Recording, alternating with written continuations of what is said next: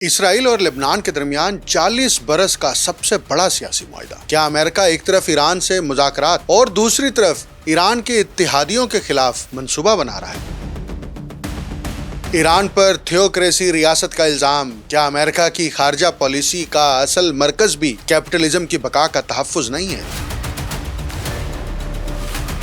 ایران امریکہ کے درمیان جھڑپوں کے بعد کیا حتمی معاہدہ خطرے میں پڑ گیا ہے یا دوحہ میں ایک بار پھر مذاکرات کا آغاز ہوگا؟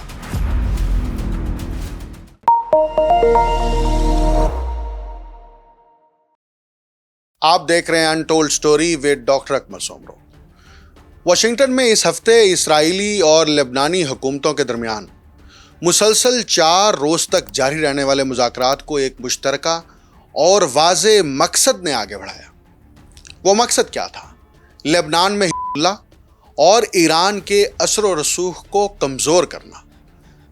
امریکی، اسرائیلی اور لبنانی حکام کے مطابق یہی وہ بنیادی مفاد تھا جس نے تمام فریقوں کو مذاکرات کی میز پر متحد رکھا۔ ٹرمپ انتظامیہ کی ثالثی میں تیار کیا گیا یہ فریم ورک گزشتہ 4 دہائیوں یعنی 40 سالوں میں اسرائیل اور لبنان کے درمیان ہونے والا سب سے اہم سیاسی معاہدہ تصور کیا جا رہا ہے۔ تاہم اس عمل میں شریک تمام فریق اس حقیقت سے بھی بخوبی آگاہ ہیں کہ اس معاہدے میں پیش کیا گیا امن کا تصور شاید کبھی عملی شکل اختیار نہ کر سکے۔ اس معاہدے کے بارے میں شکوک و شبہات کے ساتھ ساتھ یہ خدشہ بھی شدت سے موجود ہے کہ حزب اللہ اس کے رد عمل میں کارروائیاں کر سکتی ہے، جس کے نتیجے میں لبنان ایک مرتبہ پھر خانہ جنگی کی لپیٹ میں آ سکتا ہے۔ یہاں یہ پہلو قابل غور ہے۔ یہ معاہدہ امریکہ اور ایران کے درمیان سوئٹزرلینڈ میں طے پانے والی بعض مفاہمتوں سے متصادم دکھائی دیتا ہے، جس کے باعث دونوں ممالک کے درمیان قائم وہ نازک جنگ بندی یا مفاہمتی فضا بھی متاثر ہو سکتی ہے۔ یہ پس منظر ذہن میں رکھیں۔ حالیہ ہفتوں کے دوران ایران نے لبنان کی صورتحال کو امریکہ کے ساتھ اپنے مذاکرات کا ایک اہم حصہ بنا لیا تھا۔ اسی تناظر میں ایک مفاہمتی یادداشت طے پائی جس کے تحت تمام فریق لبنان میں جنگ بندی برقرار رکھنے اور ملک کی علاقائی سالمیت کے تحفظ کے پابند ہوں گے۔ تاہم اسرائیل کی جانب سے جنوبی لبنان پر جاری قبضہ اس اصول کی عملی طور پر نفی کرتا ہے۔ گزشتہ اتوار سوئٹزرلینڈ میں ہونے والے مذاکرات کے دوران امریکہ اور ایران اس بات پر بھی متفق ہوئے کہ لبنان اور قطری اور پاکستانی ثالثوں کے ساتھ مل کر ایک نیا ڈی کنفلکشن سیل قائم کیا جائے، جس کا مقصد لبنان میں جنگ بندی کو برقرار رکھنا ہوگا۔ اس پیش رفت نے اسرائیل اور لبنانی حکام کو حیران کر دیا، کیونکہ ان کے نزدیک اس اقدام سے حزب اللہ کو تقویت ملتی ہے اور لبنان میں ایران کے اثر و رسوخ کو ایک طرح کی بین الاقوامی حیثیت بھی حاصل ہو جاتی ہے۔ یہ خبر ایسے وقت سامنے آئی جب اسرائیلی اور لبنانی سفارتکار واشنگٹن میں مذاکرات کے ایک نہایت اہم دور کی تیاری کر رہے تھے۔ جب مذاکرات کا آغاز امریکی محکمہ خارجہ میں ہوا تو امریکہ میں اسرائیل کے سفیر نے افتتاحی اجلاس میں سخت لہجہ اختیار کرتے ہوئے لبنان سے متعلق امریکہ اور ایران کے درمیان ہونے والی نئی مفاہمت کو ایک تباہ کن غلطی قرار دیا۔ اسرائیلی سفیر نے امریکی ثالثوں سے سوال کیا کہ کیا امریکہ اب بھی لبنان میں ایران کے اثر و رسوخ کو کمزور کرنے میں سنجیدہ ہے، کیونکہ اسرائیل اور لبنان کے درمیان جاری مذاکرات کا بنیادی مقصد یہی بتایا جا رہا تھا۔ اسرائیل اور لبنان کے درمیان مذاکرات 2 متوازی سطحوں پر جاری رہے۔ پہلی سطح سیکیورٹی سے متعلق تھی، جس میں دونوں ممالک کے فوجی افسران شریک تھے۔ دوسری سطح سیاسی تھی، جہاں سفارتکار مذاکرات کر رہے تھے۔ ان مذاکرات میں امریکی محکمہ دفاع یعنی پینٹاگون اور محکمہ خارجہ کے اعلیٰ حکام ثالث کا کردار ادا کر رہے تھے۔ فریقین 3 الگ الگ دستاویزات پر کام کر رہے تھے، ایک بنیادی فریم ورک معاہدہ، ایک سیکیورٹی فریم ورک اور تیسرا اسرائیلی افواج کے 2 پائلٹ زون سے ابتدائی انخلاء کا معاہدہ، جن کا کنٹرول بعد میں لبنانی فوج کے حوالے کیا جانا تھا۔ بدھ کے روز مذاکرات میں نمایاں پیش رفت ہوئی اور امریکی حکام کو امید پیدا ہوئی کہ اگلے ہی دن معاہدے پر دستخط ہو سکتے ہیں۔ تاہم جمعرات کو ایک صورتحال پھر بدل گئی۔ جیسے جیسے دن گزرتا گیا دونوں فریق اپنے اپنے موقف پر مزید سخت ہوتے گئے اور امریکی ثالث تینوں دستاویزات کو ایک جامع پیکج کی صورت دینے کے لیے اختلافات ختم کرانے میں ناکام رہے۔ سب سے بڑا تنازع اسرائیلی افواج کے انخلاء کی شرائط اور ان علاقوں کے تعین پر تھا جہاں سے انخلاء ہونا تھا۔ یہ وہ علاقے ہیں جہاں پر اسرائیلی فورسز قبضہ کر چکی ہیں اور ان علاقوں کو یلو ایریا ڈکلیئر کیا گیا ہے۔ یہاں پر اسرائیلی فوج موجود ہے اور یہ اس لیے موجود ہے کہ میں نے بار بار اپنے پروگرامز میں کہا کہ لبنان بھی گریٹر اسرائیل پروجیکٹ کا حصہ ہے، اس لیے لبنان سے متعلق اسرائیلی فورسز اور خود اسرائیلی وزیر اعظم بنجامن نیتن یاہو کا بڑا سخت موقف ہے۔ جمعرات کی شام اسرائیلی وزیر اعظم نیتن یاہو اور لبنانی صدر جوزف اون نے مذاکرات کی رفتار سست کرنے کا فیصلہ کیا۔ دونوں ممالک کے مذاکرات کاروں نے اپنی اپنی حکومتوں سے مزید مشاورت کے لیے اضافی وقت طلب کیا، جس پر امریکی ثالثوں نے مذاکرات میں ایک دن کی توسیع پر اتفاق کر لیا۔ امریکی وزیر خارجہ مارکو روبیو خلیج فارس کے اپنے دورے سے واپسی کے بعد جمعرات کی شب واشنگٹن پہنچے۔ منگل سے ہی روبیو مسلسل فون پر اسرائیلی وزیر اعظم نیتن یاہو اور لبنانی صدر جوزف اون سے رابطے میں تھے۔ اس دوران انہوں نے دونوں رہنماؤں سے مجموعی طور پر تقریباً 8 ٹیلی فونک گفتگو کی۔ امریکی نائب صدر جے ڈی وینس نے بھی کم از کم ایک مرتبہ دونوں لیڈر سے الگ الگ بات کی۔ روبیو نے نیتن یاہو اور اون دونوں پر زور دیا کہ صدر ٹرمپ چاہتے ہیں کہ یہ معاہدہ ہفتے کے اختتام تک ہر صورت مکمل ہو جائے۔ مذاکرات سے باخبر ایک ذرائع نے امریکی ویب سائٹ ایکزیوس کو بتایا کہ واشنگٹن کی اعلیٰ سطحی مداخلت نے دونوں فریقوں کو واضح پیغام دیا کہ اس معاملے کو جلد از جلد نمٹانا امریکی ترجیح ہے۔ جمعے کی صبح مارکو روبیو خود مذاکرات میں شریک ہوئے تاکہ باقی رہ جانے والے اختلافات ختم کرائے جا سکیں۔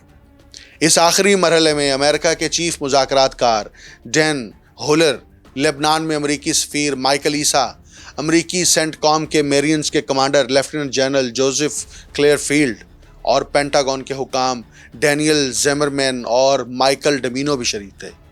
معاہدے کو حتمی شکل دینے کے لیے امریکہ نے اسرائیل سے متن میں 2 اہم تبدیلیوں کا مطالبہ کیا۔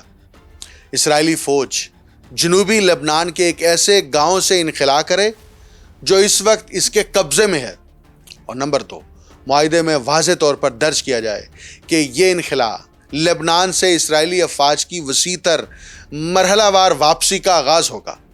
اگرچہ اسرائیل اور لبنان کے درمیان اعتماد نہ ہونے کے برابر تھا، لیکن بالآخر دونوں فریق اس نتیجے پر پہنچے کہ انہیں معاہدہ کرنا ہی ہوگا تاکہ مذاکراتی عمل ان کے اپنے کنٹرول میں رہے اور ایران کو اس میں مزید کردار ادا کرنے کا موقع نہ ملے۔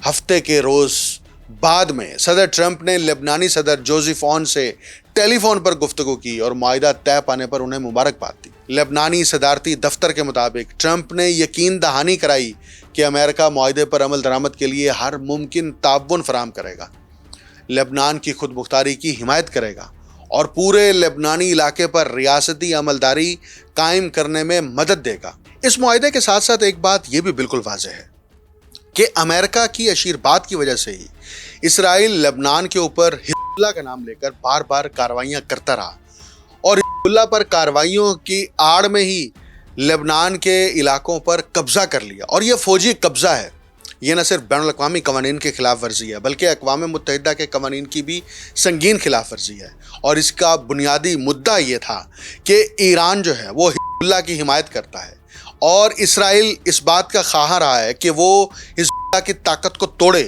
اس لیے امریکہ اور ایران کے درمیان جنگ بندی کے دوران بھی اسرائیل مسلسل لبنان کے اوپر حملے کرتا رہا۔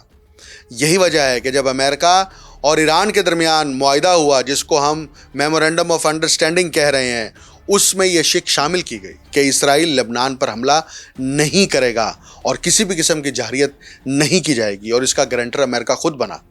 لیکن ایک سٹیج پر آ کر خود امریکہ اور اسرائیل کے درمیان بھی ہمیں کنفلکٹ نظر آیا، کیونکہ اسرائیل خاص طور پر بنجامن نیتن یاہو ٹرمپ کی کسی بھی قسم کی بات سننے کو تیار نہیں تھے، بلکہ امریکہ اور ایران کے درمیان ہونے والے معاہدے پر بھی سوالات اٹھا رہے تھے۔ اسی پر جے ڈی وینس نے نیتن یاہو کے خلاف بڑے سخت ریمارکس دیے اور یہ کہا کہ دنیا میں اس وقت واحد امریکہ اور امریکی صدر ٹرمپ ہیں جو اسرائیل کی حمایت کر رہے ہیں اور ان کی بات سن رہے ہیں اور ان کو سپورٹ کر رہے ہیں، اور کوئی ملک جو ہے وہ ان کو سپورٹ کرنے کے لیے تیار نہیں ہے۔ لیکن اسرائیل جو ہے وہ اپنے گریٹر اسرائیل کے پروجیکٹ سے پیچھے ہٹنے کے لیے تیار نظر نہیں آتا۔ لیکن اس دوران ہمیں جو یہ معاہدہ امریکہ اور ایران کے درمیان ہوا، اس کے بعد امریکی وزیر خارجہ مارکو روبیو نے ایک بیان جاری کیا تھا۔ میں آج اس بیان کو اس پروگرام کا حصہ بنانا چاہتا ہوں، اور اس کی ایک بڑی وجہ ہے کہ ہم عمومی طور پر گلوبل ساؤتھ یا وہ ممالک جو اینٹائی کیپٹلزم سوچ کے حامل ہیں ان کے اوپر مختلف لیبلنگ کی جاتی ہے، اور اس لیبلنگ کے اندر ایسے الفاظ استعمال کیے جاتے ہیں جس کا بنیادی ہدف اس ریاست کو کنٹروورشل کرنا ہو۔ اسی پر اب میں بات کرتا ہوں۔ مارکو روبیو نے دنیا کو یہ بتایا کہ ایران کی جو خارجہ پالیسی ہے وہ خالص مذہبی عقیدے سے چلتی ہے، اور یہ کہ کوئی بھی کبھی ایران کے ساتھ کامیاب معاہدہ نہیں کر سکا۔ اب یہ دونوں دعوے واضح طور پر غلط ہیں، اور دونوں اس بات کو ظاہر کرتے ہیں کہ یہ شخص اپنے منصب کے لیے کس قدر نااہل ہے۔ عباس اراغچی آج دنیا میں سرگرم بہترین سفارتی اذہان میں سے ایک ہیں۔ 30 برس پر محیط سفارتی کیریئرز رکھنے والے عباس اراغچی جوہری معاہدے کے ٹیکنیکل آرکیٹیکٹ تھے، اور انہوں نے دنیا کی بڑی طاقتوں کے ساتھ 18 مہینے تک جاری رہنے والے نہایت کٹھن مذاکرات کے دوران معاہدے کی ہر شق، ہر تصدیقی طریقہ کار اور پابندیوں کے ہر نظام و اوقات پر مکمل عبور حاصل کیا۔ انہیں بریفنگ نوٹس کی ضرورت نہیں پڑتی، وہ خود ایک چلتا پھرتا بریفنگ نوٹ ہے۔ جب سٹیو وٹکاف اور جیرڈ کشنر مذاکرات کی میز پر ان کے سامنے بیٹھتے ہیں تو یہ فرق دیکھنا تقریباً تکلیف دہ محسوس ہوتا ہے۔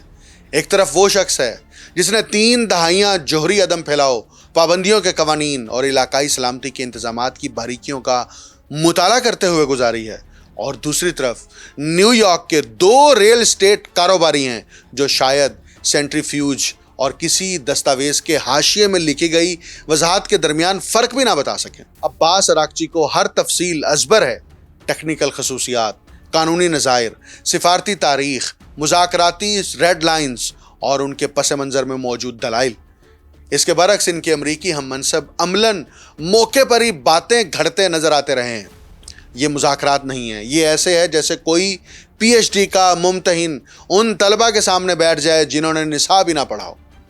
ایران متعدد مواقع پر معاہدے کر چکا ہے۔ 2015 کا جوہری معاہدہ اقوام متحدہ کی سلامتی کونسل کے 5 پرماننٹ ممبرز اور جرمنی کے ساتھ طے پایا تھا۔ بین الاقوامی جوہری توانائی ایجنسی نے اس کی تصدیق کی تھی۔ یہ معاہدہ مؤثر طریقے سے کام بھی کر رہا تھا۔ اسے ختم کرنے والا ایران نہیں بلکہ امریکہ تھا۔ اور پھر خود مارکو روبیو کی بات آتی ہے، جس کسی نے بھی انہیں کانگریس میں گواہی دیتے دیکھا ہو وہ بخوبی سمجھ سکتا ہے کہ وہاں آپ ریاستی تدبر یعنی اسٹیٹ کرافٹ نہیں دیکھ رہے، بلکہ ایک ایسے شخص کو دیکھتے ہیں جس نے اپنی پوری سیاسی زندگی پروپیگنڈا اور نظریاتی نعروں کو دہرانے میں گزاری ہے۔ وہ تجزیے کی جگہ نو قدامت پسند نیو کنزرویٹو نعروں کو استعمال کرتا ہے، علم کی جگہ بلند بانگ دعوے پیش کرتا ہے، اور جاہریت کو طاقت سمجھنے کی غلطی کرتا ہے۔ مارکو روبیو نے کبھی ایران کے سیاسی نظام، اس کے اندرونی دھڑوں، اس کے تصویراتی نظریے یا اس کی مذاکراتی تاریخ کے بارے میں سنجیدہ فہم کا مظاہرہ نہیں کیا۔ اس تصور میں شامل جو جملے میں نے بولے ہیں وہ غلط نہیں ہیں، بلکہ وہ اس لحاظ سے خوفناک بھی ہیں کہ وہ اس شخص کی ذہنی سطح کو آشکار کرتے ہیں جو اس وقت بیک وقت امریکی وزیر خارجہ اور قومی سلامتی کے مشیر کے عہدوں پر فائز ہے۔ یہ حقیقت کہ امریکی خارجہ پالیسی کی اتنی غیر معمولی طاقت ایک ایسے شخص کے ہاتھ میں مرکوز ہو، موجودہ امریکی حکمرانی کے سب سے تشویشناک پہلوؤں میں سے ایک ہے۔ مارکو روبیو دراصل ایران کی غیر اقلیت پسندی کو بے نقاب نہیں کر رہے، بلکہ واشنگٹن کی اپنی کمزوری کو آشکار کر رہے ہیں، یعنی وعدوں کی پاسداری نہ کرنے، معاہدوں کو برقرار نہ رکھنے اور اپنے مخالفین کو سنجیدہ تصویراتی فریق سمجھ کر ان سے برتاؤ نہ کرنے کی صلاحیت سے محرومی کو۔ سب سے خطرناک سفارتکار انتہا پسند نہیں ہوتے بلکہ جاہل ہوتے ہیں، وہ لوگ جو اپنی نظریاتی اینک کو جغرافیائی سیاست کی بصیرت سمجھنے لگتے ہیں۔ میرے خیال میں مارکو روبیو دوسری جنگ عظیم کے بعد امریکہ کے سب سے نالائق اور نااہل وزیر خارجہ ہیں، اور ان کی نظریں آئندہ کے صرف صدارتی انتخابات پر مرکوز ہیں۔ مارکو روبیو کا یہ دعویٰ کہ ایران کی خارجہ پالیسی خالص تھیولوجی سے چلتی ہے، دراصل امریکی خارجہ پالیسی کے ایک درینہ فکری تضاد کو بے نقاب کرتا ہے۔ واشنگٹن جب اپنے مخالفین کی پالیسیوں کو مذہبی یا نظریاتی تعصبات کا نتیجہ قرار دیتا ہے تو وہ یہ بھول جاتا ہے کہ خود امریکہ بھی ایک طاقتور نظریاتی فریم ورک کا اسیر ہے۔ اگر ایران پر تھیولوجی کے غلبے کا الزام لگایا جا سکتا ہے تو پھر امریکہ کی خارجہ پالیسی پر سرمایہ دارانہ عقیدے یعنی کیپٹلسٹ کریڈ کے غلبے کا جائزہ لینا بھی ضروری ہے۔ امریکہ اپنی سیاسی لغت میں جمہوریت، آزادی اور انسانی حقوق کی اصطلاحات استعمال کرتا ہے، لیکن عملی سیاست میں اس کی ترجیحات اکثر منڈیوں کے پھیلاؤ، وسائل تک رسائی، عالمی تجارتی راستوں کے کنٹرول اور سرمایہ کے آزادانہ بہاؤ کے گرد گھومتی ہیں۔ گزشتہ 2 صدیوں کی تاریخ پر نگاہ ڈالی جائے تو معلوم ہوتا ہے کہ سرمایہ دارانہ توسیع پسندی محض ایک معاشی نظام نہیں رہی بلکہ ایک ایسی نظریاتی قوت بن چکی ہے جس نے جنگوں، فوجی مداخلتوں، حکومتوں کی تبدیلی، اقتصادی پابندیوں اور عالمی طاقت کے عدم توازن کو جواز فراہم کیا۔ یہ سوال اہم ہے کہ اگر مذہبی عقائد خارجہ پالیسی کو متاثر کریں تو اسے غیر معقول قرار دیا جاتا ہے، لیکن جب سرمایہ دارانہ مفادات پوری ریاستی مشینری کو متحرک کریں، جب تیل، گیس، معدنیات اور تجارتی راستوں کے لیے جنگیں لڑی جائیں، جب کمزور ریاستوں پر قرضوں، پابندیوں اور عسکری دباؤ کے ذریعے اپنی مرضی مسلط کی جائے تو اسے قومی مفاد اور عالمی استحکام کا نام کیوں دے دیا جاتا ہے؟ جدید دنیا کی بیشتر جنگوں اور بحرانوں کا جائزہ لیا جائے تو ان کے پس منظر میں نظریاتی اور معاشی مفادات کا گہرا تعلق نظر آتا ہے۔ نوآبادیاتی دور میں یورپی طاقتوں نے تہذیب، ترقی اور روشن خیالی کے نام پر ایشیا، افریقہ اور لاطینی امریکہ کے وسائل پر قبضہ کیا۔ آج اگرچہ نوآبادیت کی شکل بدل چکی ہے، لیکن طاقت کے ڈھانچے، معاشی انحصار اور عالمی اداروں کے ذریعے اثر و رسوخ قائم رکھنے کی کوششیں اب بھی جاری ہیں۔ فرق صرف یہ ہے کہ پرانی نوآبادیات کی جگہ اب مالیاتی، عسکری اور سیاسی غلبے کے زیادہ پیچیدہ سسٹمز نے لے لی ہے۔ اس لیے اصل سوال ایران کی تھیولوجی نہیں بلکہ یہ ہے کہ کیا امریکہ خود اپنی نظریاتی حدود سے آزاد ہے؟ کیا سرمایہ دارانہ بالادستی، امریکن ایکسپشنلزم اور عالمی قیادت کے تصور نے امریکی خارجہ پالیسی کو ایک ایسے عقیدے میں تبدیل نہیں کر دیا جس پر تنقید کرنا واشنگٹن کے لیے اتنا ہی مشکل ہے جتنا کسی مذہبی عقیدے پر سوال اٹھانا؟ تاریخ ہمیں بتاتی ہے کہ خطرہ صرف مذہبی انتہا پسندی سے نہیں ہوتا، خطرہ ہر اس نظریاتی یقین سے پیدا ہوتا ہے جو خود کو آفاقی سچائی سمجھنے لگے، اپنے مفادات کو انسانی مفادات قرار دے اور طاقت کے استعمال کو اخلاقی فریضہ بنا دے۔ اگر امریکہ واقعی ایک زیادہ منصفانہ عالمی نظام کا خواہش مند ہے تو اسے دوسروں کے نظریات پر انگلی اٹھانے سے پہلے اپنے نظریاتی تعصبات اور سرمایہ دارانہ بالادستی کے تصور کا بھی تنقیدی جائزہ لینا ہوگا۔ ایران نے تو اس پوری جنگ اور جنگ بندی کے بعد دنیا کو یہ ثابت کر دیا ہے کہ اگر قومی مفادات عزیز ہوں تو بدترین پابندیوں اور قدغنیں ہونے کے باوجود ملک ترقی کر سکتا ہے اور اپنی قوم کو محفوظ بنایا جا سکتا ہے، قومی نظریات کو تحفظ دیا جا سکتا ہے۔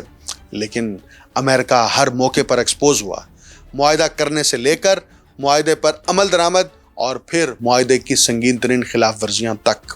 یہ سب بتاتا ہے کہ طاقت کی اپنی زبان ہوتی ہے اور وہ بین الاقوامی قوانین اور ضابطوں کو تسلیم نہیں کرتا، لیکن ایران نے یہ ثابت کیا ہے کہ وہ عالمی قوانین پر عمل درآمد بھی کرتا ہے اور معاہدوں کی پاسداری بھی کرتا ہے۔